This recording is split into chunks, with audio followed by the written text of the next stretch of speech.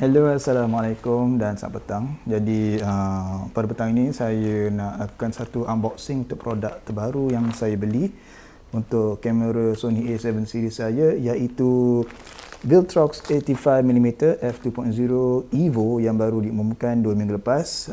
Jadi saya dapat letak satu pre-order lah untuk barang ni, dan kita akan unboxing dia dan kita akan tengok performance dia dalam cuaca yang cerah ini. Jadi saksikan.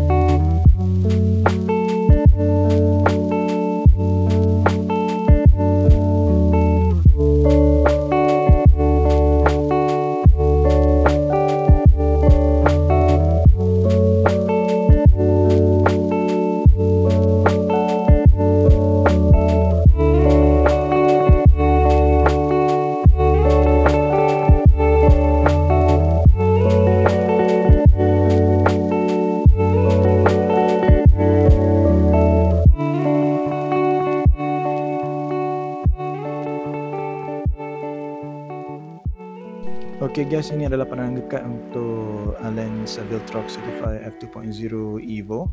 Overall build dia sangat sesuai bagi saya lah, kerana rasa dia best di tangan. Dia punya matte finish tu menarik bagi saya, dan lens ni juga rasa tak terlalu berat dan juga tak terlalu ringan. The plastic body tu memang tak mudah untuk loose form grip, dan dia punya filter thread pun besar juga, iaitu untuk 58mm. And overall saya sangat suka dengan design dia lah, dan dia sangat sesuai untuk pair dengan saya punya Sony A7R2. Saya biasa pakai Sony A7R2 kerana ada extra megapixels sebanyak 42 megapixel, bagus untuk dapatkan clear details untuk setiap shot yang saya ambil.